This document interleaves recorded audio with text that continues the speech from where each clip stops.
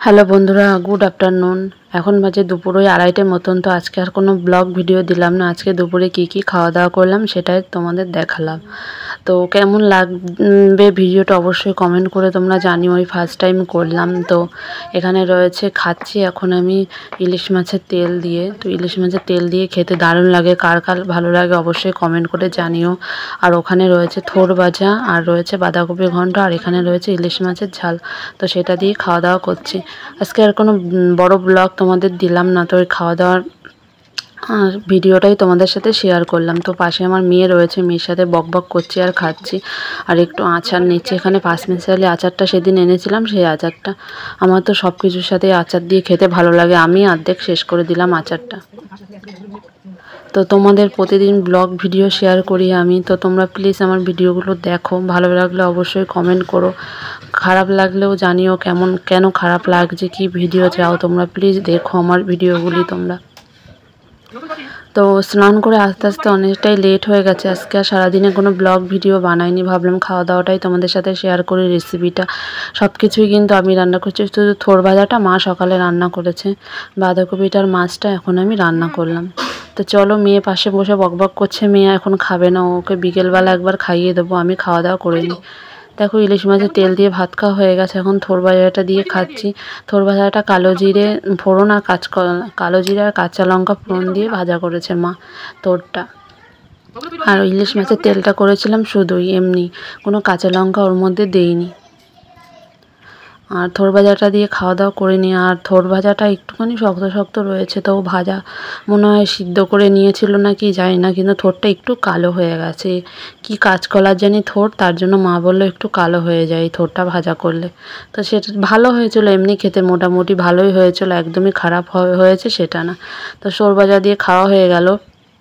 ওদিকে কিন্তু সবার খাওয়া দাওয়া হয়ে গেছে, আমি লাস্ট। এখন ওই 3:45 মতো বাজে।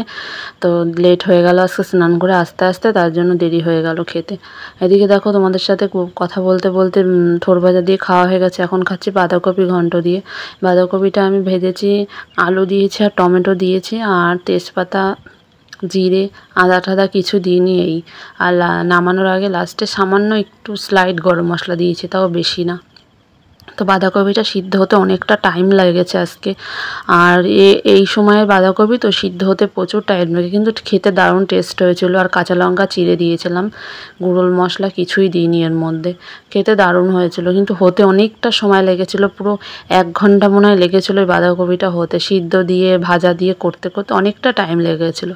আর শীতকালের বাঁধাকপি তো কোনো কথাই নেই। বাড়িতে বলতে গেলে শনিবার দিনই বাঁধাকপি হবে, ডাল বাঁধাকপি। শনিবার যেহেতু নিরামিষ খাই আমরা, তার জন্য। আর অর্ধেকটা মতো এনেছিল, পুরোটা আনিনি। আর অনেকটা লোক তো আমরা, অর্ধেকটাই হয়নি। পুরোটা আনলে ভালো হতো, রাত অবধি ভালোভাবে সবার হয়ে যেত। তো চলো, বাঁধাকপিটা দিয়ে খাওয়া হয়ে গেল। এবার মাছের ঝোলটা নেব। আর পাশে আচারটা রয়েছে, আচারটা দিয়েও খাচ্ছে।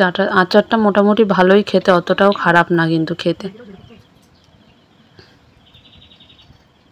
তো মাছের ঝোলের মধ্যে দিয়েছিলাম আমি শুধু কাঁচা লঙ্কা, সর্ষে, অল্প জিরে আর একটু আদা বেটে।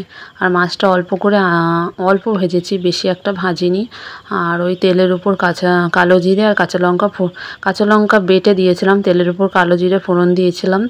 আর দিয়ে ওই বাটা মশলাটা একটু জল দিয়ে গুলে তেলের উপর জল দিয়ে ঢেলে দিয়েছি। আর কিছু দিইনি, নুন হলুদ এটা দিয়ে রান্না করেছি, কোনো আদা ঠাদা কিছু দিইনি। তো এ দিয়ে মাছটা একটু ফুটিয়ে নামিয়ে নিয়েছি, বেশি কোনো ফোটাইনি, অল্প জল দিয়ে ফুটিয়ে নামিয়ে দিয়েছি। আর ইলিশ মাছটা খেতে হয় আমার সমস্যা, আমি কিন্তু খেতে ভালোবাসি, কিন্তু খেতে পারি না। অর্ধেক মাছই ফেলে দিই, কাটা বেছে বেছে খেতে খুব সমস্যা হয়। আর মেয়ে তো মাছ খাবে না। মেয়েকে দুপুরবেলা তো আর ভাত খেলো না, রাত্রিবেলা একটা ডিম ভেজে দেবো ওকে। ও তো মাছ খেতে পারবেও না, আর মাছ খেতে পছন্দও করে না।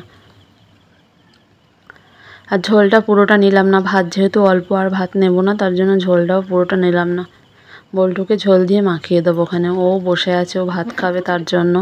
আর এদিকে মেয়ে যদি খায়, বিকেলবেলা ঘুম থেকে উঠে 4টের দিকে ওকে, 4টে বা 5টার দিকে ওকে ভাত খাইয়ে দেবো।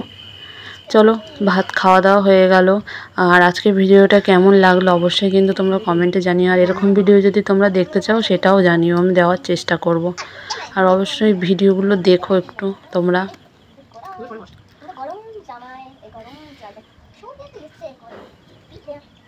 ইলিশ মাছটা ছোটোই কিন্তু খেতে খুব সুন্দর, কিন্তু টেস্ট ছিল, ভালোই ছিল। ছোট মাছ খেতে ভালোই টেস্ট ছিল। এই বছর মনে হয় প্রথম ইলিশ মাছ আনা হলো, এখনও পর্যন্ত ইলিশ মাছ কিন্তু খাওয়া হয়নি।